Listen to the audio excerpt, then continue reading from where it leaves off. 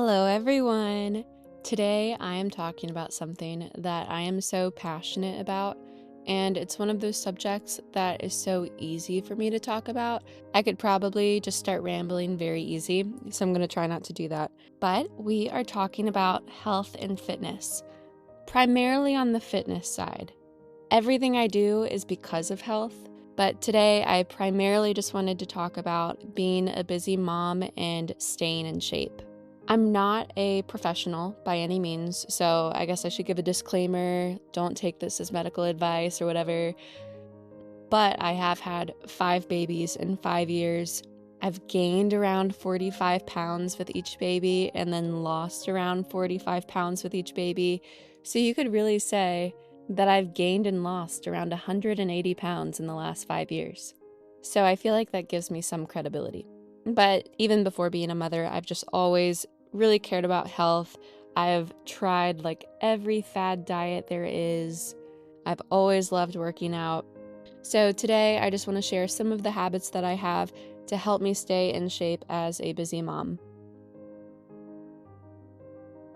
So first, since we are in the gym, I wanted to talk about working out. Through different phases of life, it looks different for me, but it's always there.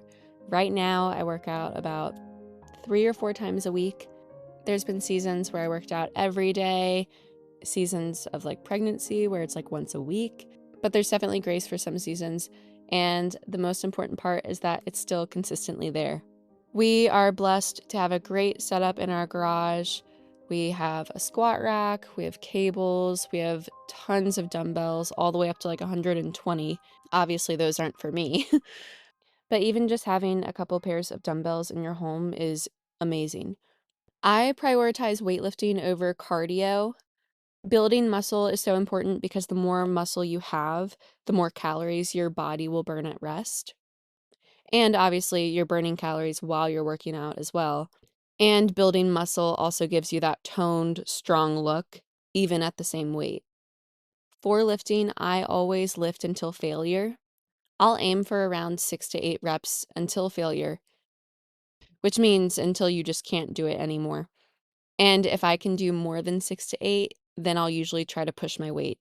So, for example, if I'm doing lateral raises with 15-pound dumbbells and I'm doing like 12 reps, then I would up the weight to 20 and try to get at least 6. When you're doing this, it's called progressive overload, and that is actually how your body will build more muscle. I'm not totally against cardio. I definitely don't like it, but it's just not my main focus. In fact, there's some studies that show that cardio slows down your metabolism, and anything that says that cardio is bad for you, I'm going to side with because I hate cardio. And it can also be tough on your joints. So when I do cardio, it's usually sprint intervals, and I'll do it on this crazy setup we have in our garage that I'll have to film in another video. Or maybe we'll go to the park and run sprints at the park. But if you guys are interested in seeing like a week of workouts or just more about my workout routines, comment below and let me know, and I'll film something on that. He doesn't want to leave Mama. Well, he's been wonderful to all of us. Mama loves him so much. Yes. He doesn't want me to sit. Yes, he's been wonderful to all of us. He likes when I stand. Oh, how wonderful. It's funny listening back to us and just seeing, I feel like we're a very affectionate family. We're just always words of affirmation to the kids, lots of snuggles. I love it. The next thing I want to talk about, which is probably my favorite part, is nutrition. I have always been someone that is obsessed with nutrition. I always tell people my first diet was when I was 11. I started the mini wheats diet, and I looked at the nutritional facts on mini wheats, and I remember it had like 2.5 grams of fat and whatever else. And I was like, wow, this is healthy stuff. So I just ate mini wheats all the time, which now looking back, obviously that's extremely unhealthy, not a good mindset, horrible, whatever. But it is funny to look back on. Now I'm much healthier mentally, and I feel like my diet's healthier as well. I really have tried, I feel like, every fad diet there is. And after all of that, the conclusion that I have come to is that you need to focus on protein and whole foods. And that's pretty much my main focuses. I try to get at minimum 100 grams of protein a day, ideally much more, around 1 gram per pound of body weight. Eating a high amount of protein, it helps you feel satiated, it helps you curb cravings, and I don't know if most importantly, but definitely very important, it helps your body when you're in a calorie deficit to make sure that you're burning fat and not muscle. If I'm in a season where I'm actively trying to lose weight, then I will track calories. Right now, I feel like I'm kind of in a maintenance spot where I can eat intuitively. But first, on eating intuitively, I feel like it's something you can only do if you first had the experience of tracking calories, so that you have an idea of about how many calories are in something. I feel like with the whole body positivity movement, tracking calories is sometimes frowned upon. But the hard truth is, if you want to lose weight, it really does come down to calories in versus calories out. Which I actually think there's freedom in that, because you don't have to go on some strict fad diet where you're like cutting out all of your favorite foods. And I do think those approaches can work for some people, because if you're cutting out different food groups, then naturally you're going to be eating less calories. Because like if you're cutting out sugar, for example, then anytime you go out and there's a party, you're not going to be able to eat anything, and naturally you're going to get less calories. But it really does come down to calories in versus calories out. For tracking calories, I like the app Chronometer. I don't know if that's how you pronounce it. It could be Chronometer, but I've always called it Chronometer. I'll link that below. I'll also link below a calculator that will help you calculate how many calories you should be getting every day for your goals.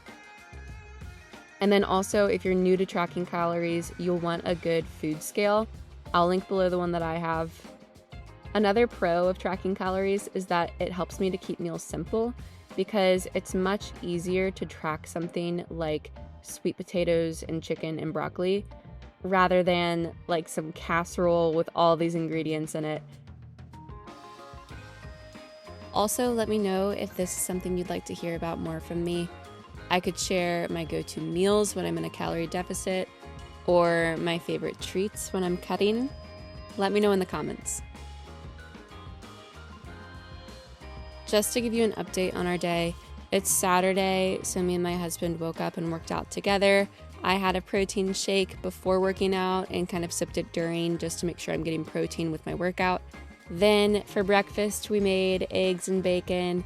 Sometimes if we don't have bread, I'll just cook sourdough discard in a cast iron, but my husband was watching it for me and it got totally burnt.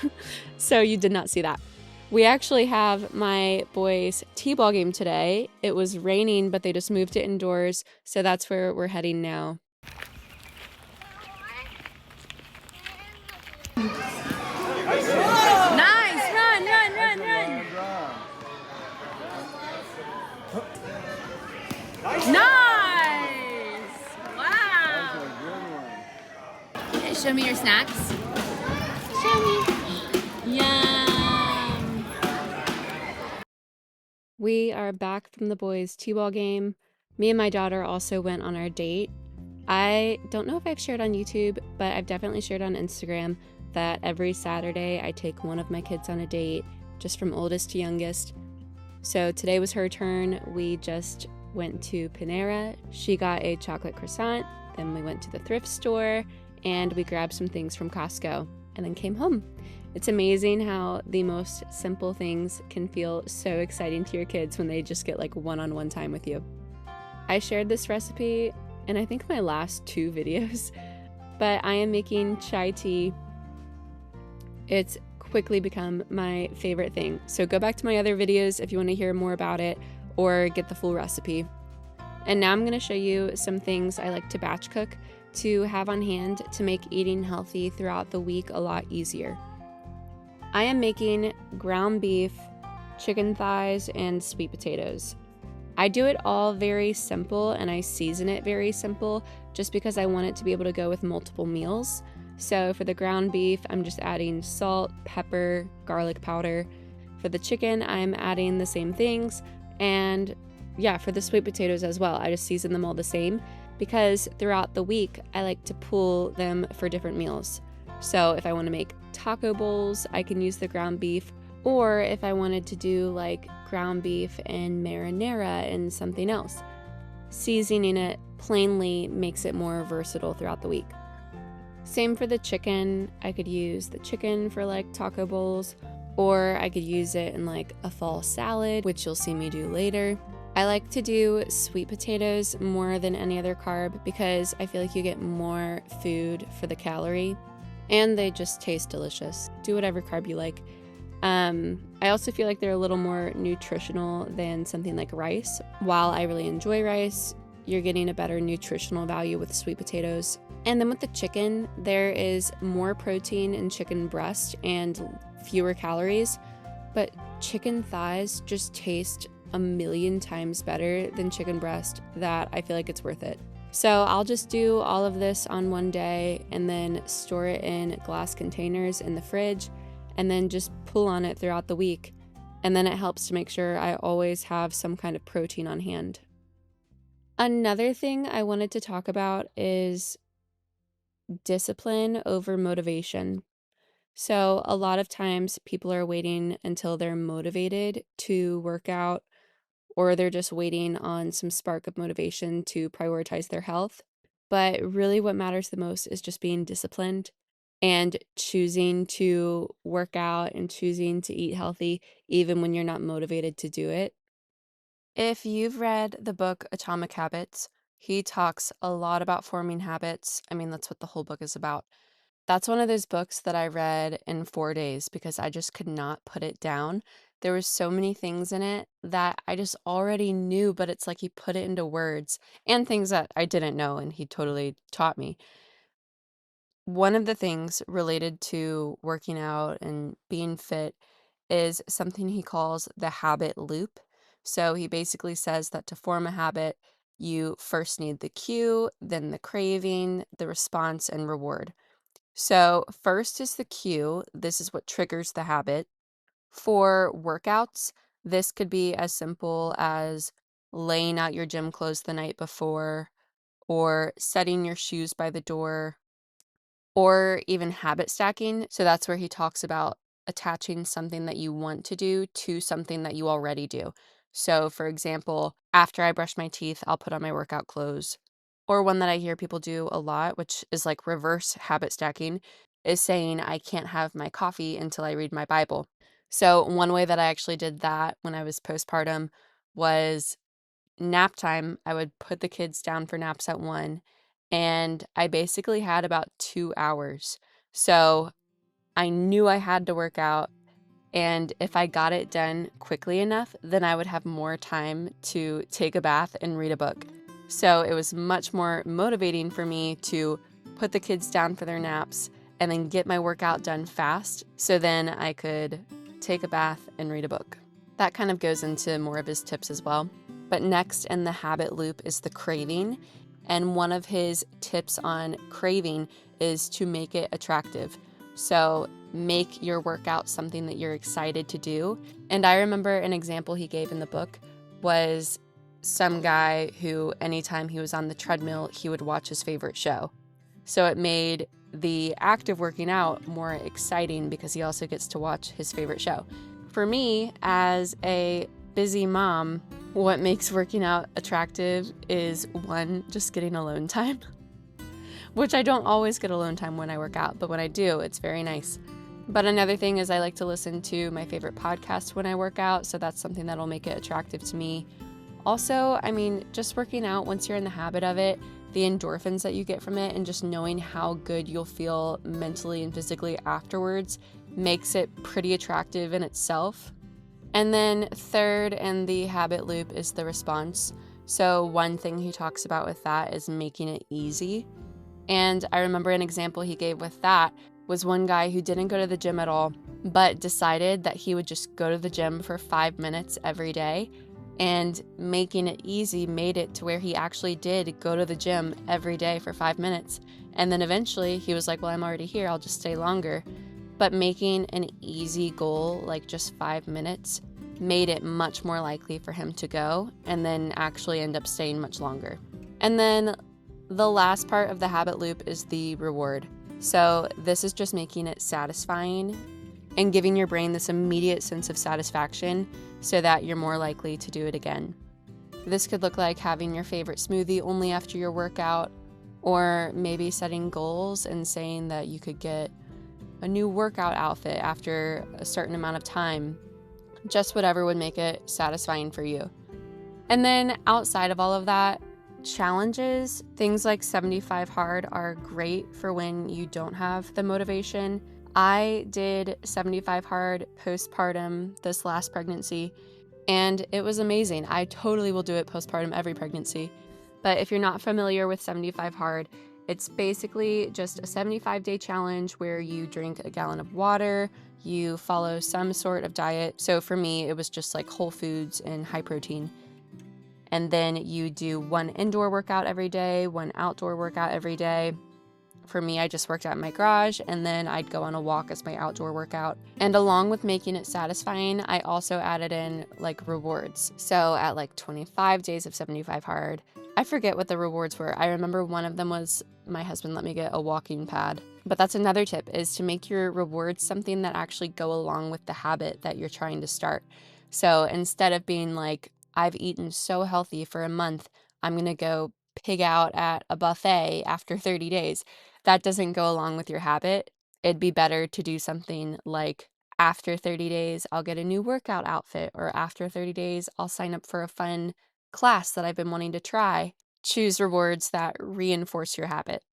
So you just saw me use some of the food that I prepped to have a meal yesterday. I just had ground beef and sweet potatoes, and then I made a quick sauce with some homemade mayo and some hot sauce.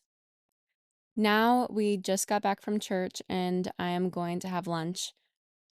I'm using the chicken that I made yesterday and the sweet potatoes again, but this time I'm having more of a fall salad.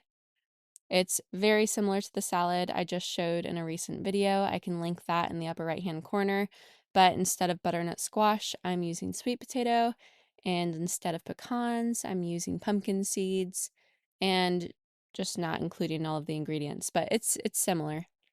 But this is just another example of how you can use the same foods that you prepped ahead of time to make different kinds of meals. So I'm going to sit and eat that and chat with my husband while we eat lunch together. A few more quick habits that I have to get in shape and stay in shape are: one, to drink a lot of water. I aim for a minimum of a gallon of water. For me, this is around 3 Stanleys, a little over 3 Stanleys. And I also add electrolytes to my water. Electrolytes do not have to be expensive. You can make your own. I've shared it in a previous video that I can link in the upper right-hand corner. I will warn you, I've had friends that told me that they made it and it tastes fishy. I do not taste it at all, but there's adjustments you can make. I also put in the caption some things you can add, like stevia and lemon juice or other flavorings, to make it taste more like the store-bought electrolytes that you would get. If you're not on a budget, you can just buy them from the store. That's fine. Electrolytes help your body actually use the water that you drink. Without them, you can drink water all day and still feel tired and dehydrated. And adding electrolytes just makes the hydration work better and keep your energy up. Next, if I'm in a phase where I'm actively trying to cut, then I will start incorporating walks every day. It just helps add to your calorie deficit, and it's honestly just so amazing mentally. I love to throw on a good podcast and go on a walk. Another quick habit is, before bed, I like to do push-ups. I started this about a year ago, and I could never do a push-up until I was 28 years old. And I am 28 years old right now. I just did my first push-ups within this past year, and my record now is 14, and I just do them every night before bed. Some nights I'll do 3 sets, some nights I'll just do 1 set, but it's just kind of a rule. At the end of the day, I have to do push-ups. No matter how much I do, I just have to do that. So that's kind of like how we were talking about atomic habits, the tip of keeping it easy. So I don't have some major goal with push-ups. It's just at the end of the night, I have to do push-ups. And lastly, sleep is so important. I could do a whole video on why sleep is important, but I do my best to get off all screens by 8:30 and close my eyes to go to sleep at 9:30. I've noticed if I have screens on past 8:30, then I am just so wired and I cannot go to sleep on time. But sleep is so important. I would aim for at least 8 hours if possible. I would prioritize sleep over everything else. I mean, pretty much.